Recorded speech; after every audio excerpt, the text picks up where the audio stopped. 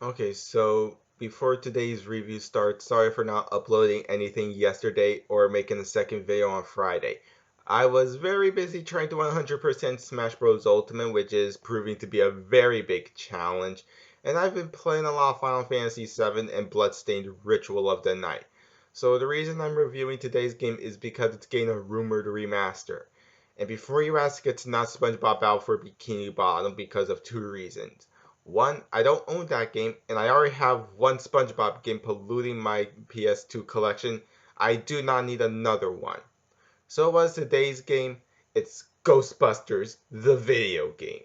Ah, yes, the Ghostbusters, a band of men who take on paranormal activities within New York City with a very catchy song to boot, which I still enjoy listening to even to this day. So when I heard about the game around, I want to say 2009, around 2010 maybe, I instantly bought it for the PS3. So with the remaster coming on October 4th, does the original still hold up 10 whole years later? Let's find out. This is my review of Ghostbusters the video game.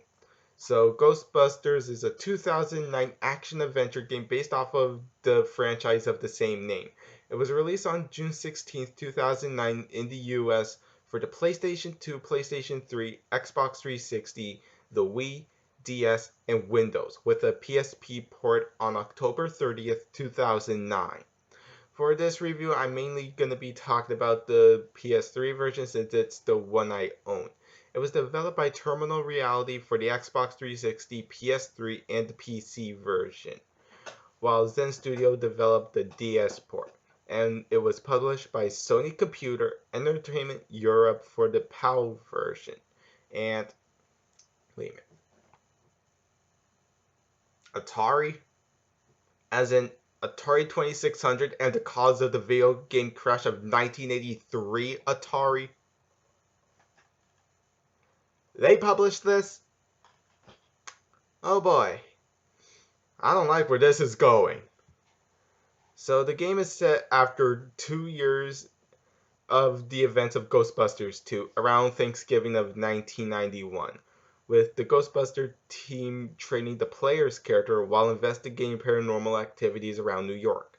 So many of the principal cast members from the film were actually involved in the game's production, and they reprised their roles for the game. Dan Aykroyd as Raymond Stantz, Harold Ramis as Egon Spengler. Sorry if I mispronounced some characters and actors' names, by the way. Bill Murray as Peter Venkman, and Ernie Hudson as Winston Zedmore. Again, if I mispronounce names, I'm sorry. And Aykroyd and Ramis also aided in the script of the game since they were the ones who wrote the films. Guessing they don't want this to be like Ghostbusters on the NES, and thankfully it's not like that. So with that, let's segment right into the gameplay, which is actually taking on the role of a third-person shooter. I mean, I'm not I am familiar with this with that genre. I mean, I play the likes of Ratchet and Clank, and that's a 3D platforming with third-person shooter elements. So it also places the player in the role of an original character, simply known as the Rookie, also called Rook, Newbie, Cadet, New Guy, and similar other names by the Ghostbuster team. And as a new recruit of the team, you take control of Rookie's movement as he explores the environment of each level, seeking out paranormal activities and ghosts, either alone or with up to all four of the other Ghostbusters. You can switch to a first-person perspective by equipping the PKE meter and the goggles. But I recommend sticking with the third-person perspective because it can be a bit wonky trying to control in a first-person point of view.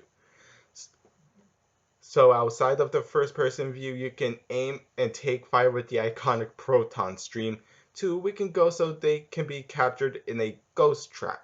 However, continuous use of the pack will cause it to overheat. It can mainly be vented to cool it down and keep it from shorting out and resetting. It also has some exploration, which can be a bit on the boring side, so that's a bit of a down there.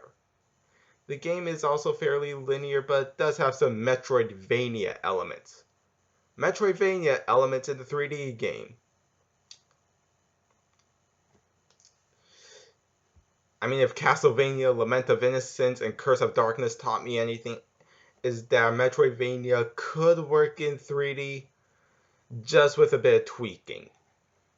So the presentation.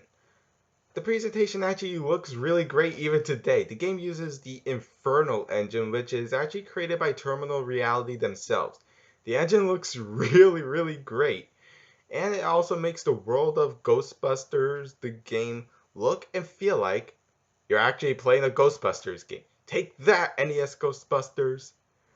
So, does the original release of Ghostbusters, the video game, still hold up 10 whole years later?